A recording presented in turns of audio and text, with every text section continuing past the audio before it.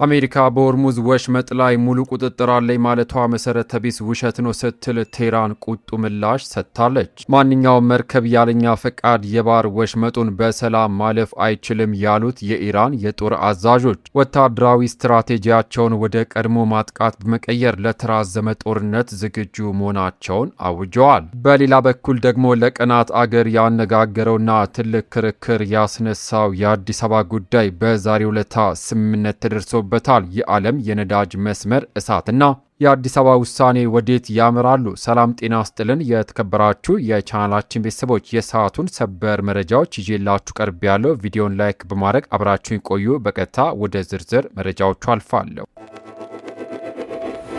በቅድሚያም የኢራን ቀድሞ የማጥቃት አዲስ ስትራቴጂና የረዥም ጊዜ የጦርነት ዝግጅት። ወደ መጀመሪያው መረጃ አልፋለሁ። ከአሜሪካ ጋር አዲስ ጥቃት ከተቀሰቀሰ ቴህራን ከዚህ በፊት ከነበረው በጠነከረ ሁኔታ ምላሽ በመስጠት ለተራዘመ ጦርነት ዝግጁ መሆኗን የኢራን ከፍተኛ ወታደራዊ ባለስልጣናት አስታውቀዋል። የኢራን እስላማዊ አብዮታዊ ዘብ ከፍተኛ ባለስልጣን ራሱል ሳናኢ ራድ እንደተናገሩት ጠላት በአገር ውስጥ ክፍፍልን በመፍጠርና የኢኮኖሚ ጫና በማሳደር ተቃውሞዎችን ለማስነሳት ጥረት እያደረገ ነው ብለዋል። በሌላ በኩል የኢራን ሰራዊት ምክትል ጠቅላይ ኢታማዦር ሹም አሊሬዛ ሼክ በበኩላቸው የኢራን ወታደራዊ መርህ መከላከያን ብቻ ሳይሆን ጥቃትን ቀድሞ ማስቀረትና ማጥቃት ወደሚለው አዲስ ስትራቴጂ መሸጋገሩን ገልጸዋል። ለዚህም ሲባል ተጨማሪ ሚሳኤሎችና ድሮኖችን የማምረት አቅም ቀጣይነት ላለው ዘመቻ ወሳኝ መሆኑን አመልክተዋል።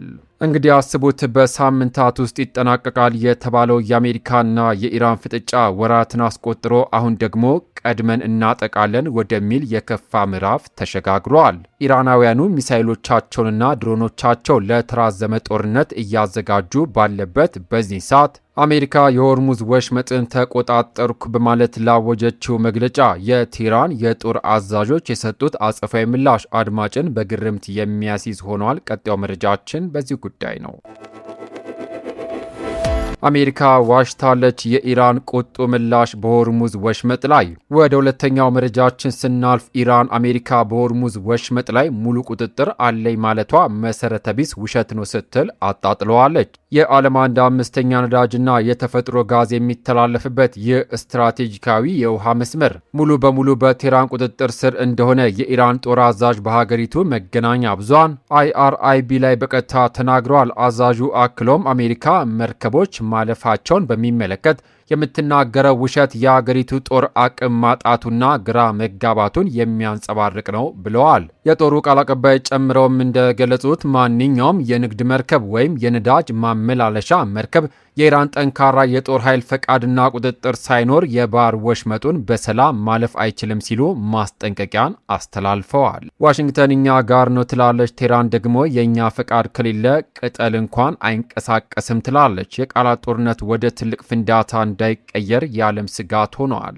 በመካከለኛው ምስራቅ የጦርነትና የሆርሙዝ ወሽመጥ እገዳ ሰዓት እያለከለከ ባለበት በዚህ ሰዓት ወደ አገራችን ስንመለስ ላለፉት ቀናት በርካታ ክርክሮችንና ውጥረቶችን ሲያስተናግድ የሰነበተው የአዲስ አበባ ጉዳይ በዛሬው ዕለት እልባት አግኝቷል። መረጃውን አድምጡ።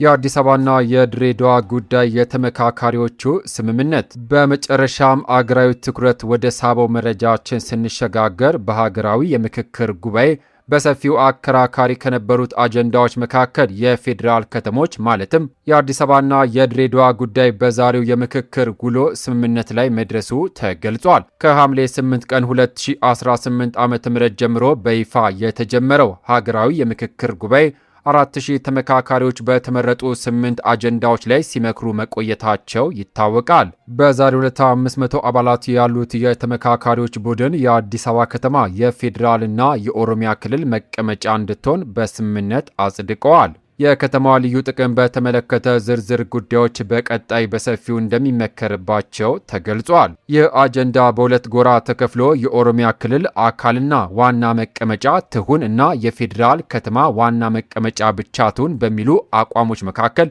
ለቀናት ሲያጨቃጭቅ የሰነበተ እንደነበር ይታወሳል።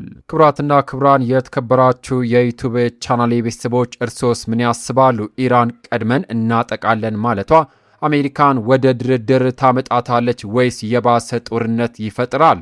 አዲስ አበባ የፌዴራልና የኦሮሚያ ክልል መቀመጫ እንድትሆን በምክክር ኮሚሽኑ የተደረሰው ስምምነትስ አገራዊ ውጥረቱን ያቀለዋል? ሀሳቦን ከታች በኮሜንት ላይ ይጻፉልን። በቀጣይ በአዳዲስ መረጃ እስከምንገናኝ ለቻናላችን አዲስ ከሆናችሁ ሰብስክራይብ ማድረግ የደውል ምልክቷን ይጫኑ። ቪዲዮን ላይክ ማድረጉንም አትርሱ። በያላችሁበት የዓለም ዳርቻ ቸር ቆዩ።